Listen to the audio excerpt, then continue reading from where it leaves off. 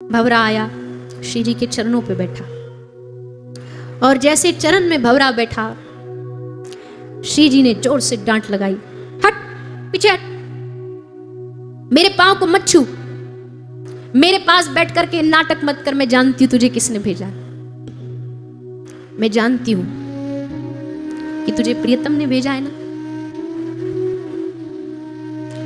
दशा दिखाने के लिए भेजा है, देख ले, इसको पूरा वृंदावन घुमा करके लाओ। और ये कपटी का मित्र है, कपटी के मित्र का कभी स्पर्श नहीं करना चाहिए। मैंने तुझे पहचान लिया, पर कैसे पहचाना? क्योंकि तू भी काला, वो भी काला, और ये सब काले निष्ठुर होते हैं, तू भी निष्ठुर है।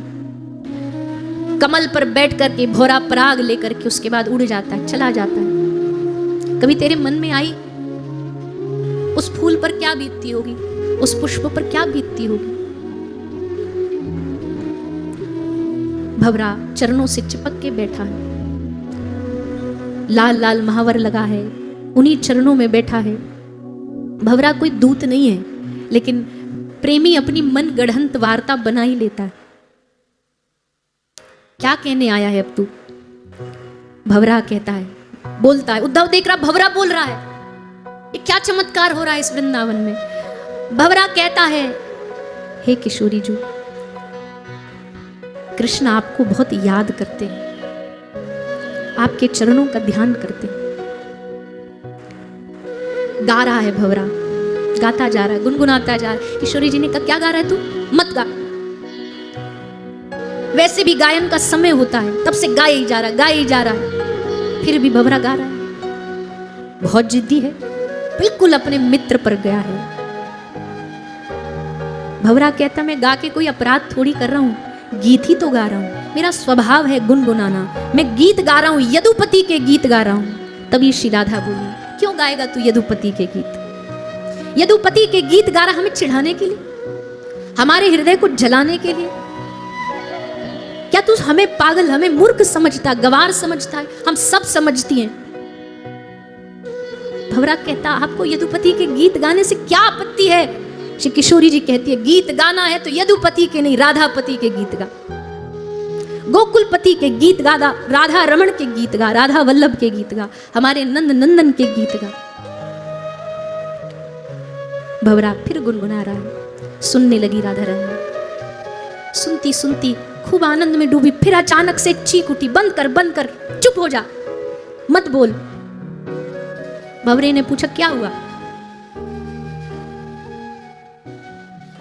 किशोरी जी कहती हैं कि कहीं तुझे राजाओं की सभा में गाते गाते बड़े उपहार की आदत तो नहीं पड़ गई होगी ना? तू ये तो नहीं समझ रहा ना कि मैं यहां गाऊंगा तो ये गांव की ग्वालिया, ये गांव की गवार गोपियां भी मुझे उपहार देंगी? हम गांव के लोग हैं, कुछ नहीं है हमारे पास देने के लिए। भंवरे ने कहा, हे स्वामी जी, मथुरा में तो बहुत उपहार मिलते हैं, हम तो आपसे लेने आए हैं, आप कुछ तो दो हमें, क्या देंगी? किशोरी जी बोली, हमारे पास तो बस प्रियतम की धरोहर है, जो प्रियतम दे के गए वही दे सकती हैं। हाँ तो वही दो। किशोरी जी कहती हैं, हमारे स्वामी ने हमें बस आह दी है, अश्रु दिए हैं, लेगा? विरह दिया है, लेगा? भंवरा चरणों में बैठा है। तभी किशोरी जी ने कहा, अब नहीं सुनना, लौट जा यहां से, न तेरी बात सुननी, न तेरे उस स्वामी की बात सुननी। तू हंस रहा है हमारी दशा को देख के, हमारा मजाक उड़ा रहा है, कैसे हमें छोड़ के वो चले गए, हम रो रही हैं, बिलख रही हैं, तुझे आनंद आ रहा है, तू हंस रहा है। अब समझी दूत किसका है, जा, चला जा यहां से। आंख बंद करके उसे डांट रही हैं। तभी थोड़ी देर सब शांत हो गए, भंवरा भी शांत हो गया। अब किशोरी जी घबरा गई, कहीं सचमुच चला तो नहीं गया। एक आंख खोल करके देखती है, बैठा है ना? देखा, वहीं बैठा। फिर नेत्र बंद कर ली। फिर कहती हैं कि हम सब जानती हैं ये कृष्ण के सब कपटी लोग होते हैं। अरे क्या काली करतूत, क्या बिगाड़ा था उस सूर्पणखा ने, क्या बिगाड़ा था उस किष्किंधा के राजा बाली ने? कुछ भी तो नहीं बिगाड़ा, प्रेमी तो लेकर के आया था। बड़ी बड़ी उदाहरण देने। उद्धव सुन रहा, कान, अरे मैं तो समझता था गांव की गवार ग्वालिन, इनको तो सारा इतिहास पता है। भंवरे को बता रही हूं।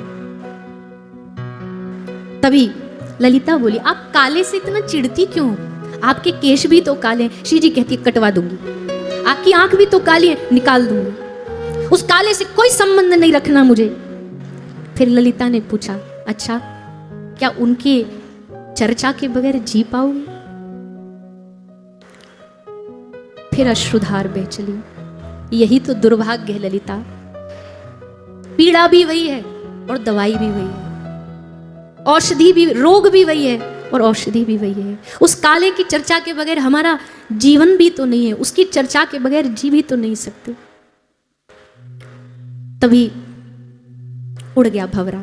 श्री किशोरी जी ने जैसे सुना, भंवरा चला गया, बेचैन हो गई, रोने लगी, प्रार्थना करने लगी भंवरे को, अब ये जाके श्याम सुंदर को सब बता देगा, हमने कैसे उनको डांट लगाई, इसको डांट लगाई। श्याम सुंदर रूठ जाएंगे, वापस नहीं आएंगे, इसलिए हाथ जोड़ के बुला रही हैं, मैं तेरे चरण दबाऊंगी, तू जो कहेगा करूंगी, पर तू ये बातें वहां नहीं कहना। हे भंवरा तू लौट आ। खूब उसका आह्वान करती है किशोरी जी। तभी भंवरा लौट आया, तुरंत अपनी चुनरी उतार दी, पत्थर पर बिछाई और भंवरे को कहती, तू यहां बैठ, सम्मान के साथ बैठ।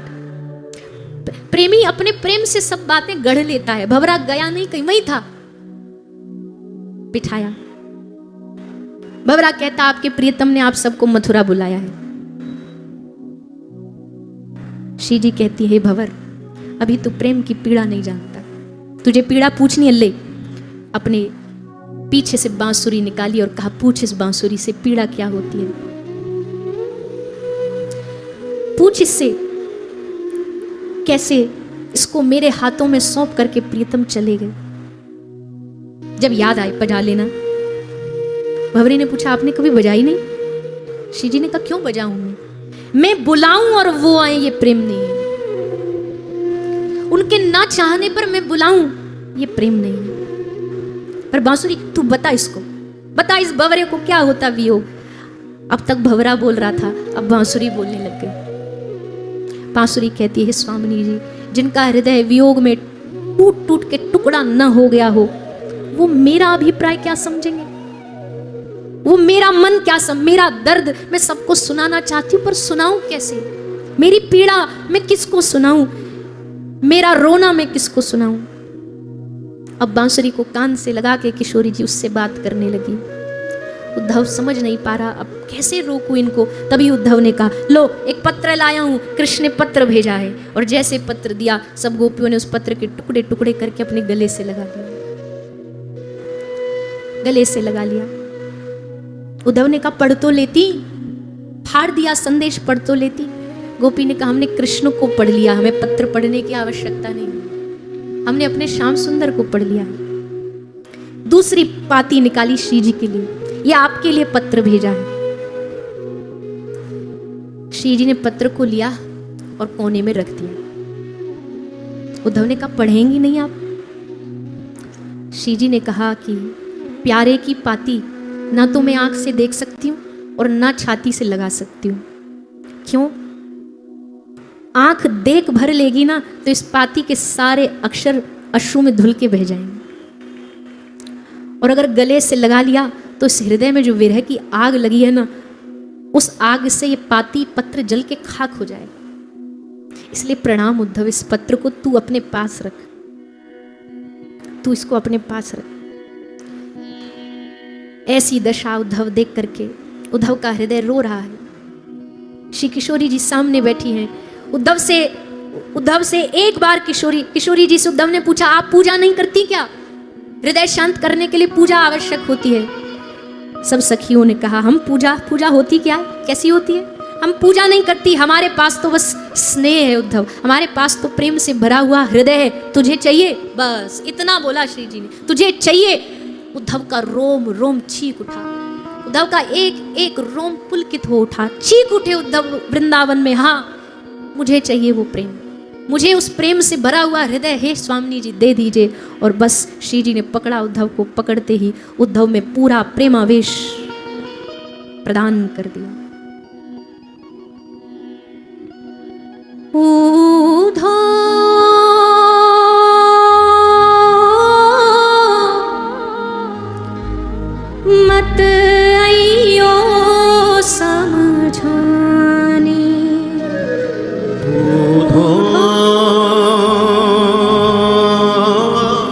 मत अइयो समझाने। उद्धव मत अइयो समझाने, जाके कांटो लगे सोई जाने। उद्धव जाके कांटो लगे सोई जाने। जाके कांटो लगे सोई जाने। जाके कांटो लगे सोई जाने। नेह लगा के भूल गए क्यों राधा को सांवरिया। कृष्णा कृष्णा रटते रटते वो तो हुई बावरी। बरसाने की राधा प्यारी। बरसाने की राधा प्यारी। आंसू लगे बरसाने, जाके कांटो लगे सोई जाने। जाके कांटो लगे सोई जाने। हे उद्धव, इस पीड़ा को वही समझ सकता है जिसने इस पीड़ा को अनुभव, इसलिए श्री जी ने उस अनुभव के लिए उद्धव को वो दिल, वो हृदय दे दिया। अब उद्धव बावरे हो गए। अब उद्धव श्री जी के हो गए, स्वामी जी की छाप लग गई। अब तो बरसाने में, इस प्रेम नगरी में उद्धव बावरा बना डोल रहा। आए थे ऐसे बढ़िया मखमली कपड़ा पहन के आए थे, अब फटा कपड़ा, फैले बाल, बृहस्पति का शिष्य आज बावरा बन गया ब्रज में आके। इस ब्रज की भूमि ने बावरा बना दिया। उद्धव कहता मैं पूरा ब्रह्मांड घूमा, पर क्या आनंद है इस बरसाने में, क्या सुख है। उद्धव सब दर्शन कर रहे हैं। तभी श्री जी बैठी, सखियां बैठी। उद्धव ने सब सखियों से कहा, सखियों ये मत समझना तुम ही याद करती हो, श्याम सुंदर रोते हैं, आधी आधी रात को जाग के तुम्हें याद करके खूब रोते हैं, हृदय फट जाए ऐसी उनकी दशा हो जाती है। जैसे कहा उद्धव ने, श्री जी बोली बस चुप हो जा, अब मत बोल आगे कुछ। तुझे क्या लगा हमें याद करते हैं, हमारे लिए रोते हैं, ये सुन करके तुझे लगा हमें खुशी होगी? हाँ, संसार में तो यही होता है। हमारा कोई हमें कहे आपके लिए वो खूब खूब विरहातुर है, खूब रोते हैं, हमें अच्छा लगेगा, हमें याद करते हैं। श्री जी कहती तू अभी प्रेम को समझा ही नहीं। हाँ, तू कहता है कि तुमको भूल गए हैं, तुम्हारे बारे में याद ही नहीं है उनको, और अपने जीवन में बड़ी मौज से सुख से जी रहे। तब उद्धव हमें खुशी मिलती, तब हमें लगता हाँ चलो अब हम चैन से अपने प्राण छोड़ पाएंगे। पर तू कह रहा है कि वो हमारे लिए बेचैन रहते, प्रीतम की पीड़ा में हमें सुख मिलेगा। क्या प्रेम इतना छोटा है? ना उद्धव, ये प्रेम नहीं है। उद्धव रोते रोते कभी गिरिराज पर्वत, कभी बरसाने के कुंजों में घूम रहा है, मांग रहा है प्रार्थना, मैं या ब्रज की गोपी बन जाऊं। मेरे सौभाग्य ने कहा मैं या ब्रज की गाय बन जाऊं, मैं या ब्रज को पत्थर बन जाऊं, मैं या ब्रज को फूल बन जाऊं, और कुछ भी नहीं तो गोपी के चरणों की धूल बन जाऊं। पर या ब्रज में रहूं, या ब्रज की माटी में रहूं। यहाँ की वायु मदहोश कर रही है उद्धव को। श्री जी ने कहा उद्धव अब बहुत आनंद लिया, अब किशोरी जी ने कृपा करी, उद्धव को दिव्य दर्शन कराओ। और तब उद्धव को ब्रज में दिव्य प्रभु के रासोत्सव का दर्शन हुआ, दिव्य अनुभूति करा दी। और फिर विदाई का समय, किशोरी जी ने कब यहीं बसेगा, प्रीतम इंतजार कर रहे होंगे, यहाँ का संदेश भी तो लेके जाना है। उद्धव संदेश लेके आए, बहुत भाव में, पर उद्धव संदेश लेकर के अब मथुरा गमन करते हैं। और जैसे मथुरा में उद्धव का रथ आया, प्रियतम इंतजार में खड़े थे, प्रतीक्षा में रथ आएगा। देखा कोई पहचान ही नहीं पा रहा, ये धूल धूसरित व्यक्ति, बिखरे केश, कौन? तभी कृष्ण देखा, अरे यही तो है मेरा उद्धव। उद्धव आए, खुशी से नाच उठे ठाकुर जी, पीताम्बरी गिर गई, चारण पादुका रह गई, भागे भागे उद्धव को गले से लगा लिया। अक्रूर जी कहते कहां चला गया था तू उद्धव, कितने महीने हो गए, तेरे पीछे क्या क्या हुआ? पर उद्धव आज किसी की नहीं सुन रहे, कोई कुछ बोला, सबको चीरते हुए कृष्ण के पास पहुंचे। कृष्ण ने ऊपर से नीचे तक उद्धव को देखा। ऐसे ठाकुर जी ने उद्धव के शरीर से ब्रज की माटी हाथों से खींच खींच करके लेके अपने शरीर पे लगा रहे हैं। उद्धव तू उस ब्रज से होके आया है, तू मेरे वृंदावन से होके आया। उद्धव कृष्ण को भी नहीं, आज कृष्ण की नजरों में, उद्धव की नजरों में कृष्ण अपराधी के जैसे खड़े, कुछ नहीं बोले। पहला प्रश्न उद्धव ने पूछा कृष्ण से, क्यों किया आपने ऐसा? क्या बिगाड़ा था उन ब्रजवासियों ने आपका? क्यों छोड़ करके आ गए उनको? चलो मान लिया तुमको धर्म की स्थापना करनी थी, हो गया धर्म स्थापन, मर गया कंस, आ गया राज महाराज उग्रसेन का, हो गया ना तुम्हारा काम। चलो रथ तैयार है, वृंदावन चलते, मैं भी आप भी, चलो। हाथ पकड़ के ले जाने लगे। कृष्ण ने कहा रुक उद्धव, क्या कर रहा है ये? प्रभु चलो ना, क्या तुम्हें उन्हें रुला के अच्छा लगता है क्या? इस मथुरा में, उस ब्रज में एक यात्री भी जाता है ना तो ब्रज वाले उस यात्री के पांव पकड़ लेते हैं, बताना कन्हैया कैसा है। उद्धव के नेत्रों से पनारे बह रहे, उद्धव के आंसू को कृष्ण पहुंचते जा रहे हैं। मैं बस आपको लेने आया हूं, मैं यहाँ रहने नहीं आया, मुझे नहीं रहना इस मथुरा में, चलो मेरे साथ। रथ बाहर खड़ा है, पर कैसे जाऊं उद्धव? उद्धव कहते हैं आप नहीं रहे तो बताओ, कोई इस ब्रज, इस मथुरा में मरेगा, पर अगर आप ब्रज नहीं गए ना तो पूरा वृंदावन डूब जाएगा, मर जाएंगे। चलेंगे, पर पहले तो बता तो कैसे हैं लोग। तब श्री उद्धव जी ने स्थिति बताई। ललिता किशोरी जी के वस्त्र बदलते बदलते थक गई है, जैसे वस्त्र साड़ी बदलती हैं फिर भीग जाती है अश्रु में। कभी अंधकार की ओर दौड़ने लगती है, अंधकार को कृष्ण समझ के उसे पकड़ने का प्रयास करती है। कभी श्रृंगार करके तैयार होके बैठ जाती है, जल्दी करो सखी, आज शरद है, आज कन्हैया आ रहे, जल्दी जल्दी सबको लेकर के तैयार कर देती हैं। क्या बताऊं दशा। और ये दशा जैसे उद्धव बता रहे थे ना तो उद्धव आश्चर्यचकित, जो सुगंध किशोरी जी के देह से आती वही सुगंध श्याम सुंदर के शरीर से आ रही। राधा राधा राधा कहते कहते श्याम सुंदर वियोग में डूब गए, चीखने लगे, चिल्लाने लगे। कृष्ण ने हाथ पकड़ा श्याम सुंदर का और तभी उद्धव ने संभाल के कृष्ण को कहा चलो वृंदावन। कहाँ जाऊं उद्धव, देख। और भगवान ने हाथ रखा उद्धव के ऊपर और जैसे हाथ रखा तो उद्धव जी को सामने दिव्य वृंदावन का दर्शन हुआ। वहीं वहीं पूरा वृंदावन है, वहीं गोपी, वहीं श्री जी, वहीं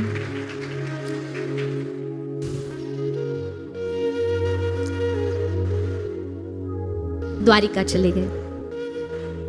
मथुरा से दूत आया, वृंदावन में जाके सखियों को बताया अब श्याम सुंदर मथुरा में नहीं है, द्वारिका चले गए।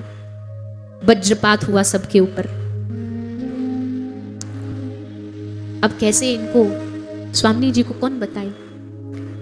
सोचा जब श्री जी अपने उन्माद में होंगी, आनंद में होंगी, तब जाके बताएंगी। श्री जी बैठी है, तभी एक सखी आई, आपको एक सूचना दे। हाँ, अपने श्याम सुंदर का ब्याह हो गया है, अपने श्याम सुंदर का ब्याह हो गया है। और जानती हो, एक नहीं, दो नहीं, 16,108 बहुएं अपने श्याम सुंदर की। जैसे किशोरी जी ने सुना तो खड़ी होके नाचने लग गई। आहा ललिता, आज तो तूने मेरी एक खुशखबरी सुना के जीवन धन्य कर दिया। हमारे श्याम सुंदर का ब्याह हो गया। संसार जगत में प्रियतम के विवाह पे ईर्ष्या की जाती है, प्रेम नहीं किया जाता। पर श्री किशोरी जी नाच रही हैं। आज मैं चिंता मुक्त हो गई। मैं अब तक चिंतित रहती थी कौन संभालेगा, कैसे रहते होंगे श्याम सुंदर। अब हमको खुशी, अब हमको प्रसन्नता। 16,108। और हंस के कहती, अरे ललिता ये तो कागजी है, ये तो कागजी है, हम सब भी तो उन्हीं की हैं। अब मैं प्रसन्न हूं, ढोल बजाओ, उत्सव मनाओ, श्याम सुंदर का ब्याह हो गया। चंद्रावली जो विपक्षा ठाकुर जी, श्री जी के विपक्ष की सखी है, उसने कहा किशोरी जी आपको ईर्ष्या नहीं होती? आपको जरा भी ईर्ष्या मन में भाव पैदा नहीं होती? पर आज समझी क्यों श्याम सुंदर मुझसे ज्यादा तुम्हें चाहते थे।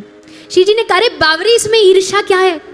ये तो हमारे लिए प्रसन्नता की बात, ये जलन नहीं है। सोच, हमारे प्रियतम की वो प्रियतमा है, तो हमारी तो और दुगनी प्रियतमा हो गई। हमारे लिए तो उनका प्रेम और दो गुना बढ़। प्रियतम से जुड़ी हर वस्तु प्रियतम होती है। अगर मिलेंगी ना तो कृष्ण को बाद में छूऊंगी, प्रणाम बाद में करूंगी, पहले उनके चरण छूऊंगी मैं। चंद्रावली ने पांव पकड़ लिए, तुम्हारी चरणों की धूल भी नहीं होंगे। दावा करती थी चंद्रावली, मेरा प्रेम राधा से ऊंचा है। पांव पकड़ लिए, मेरा प्रेम तो शून्य है।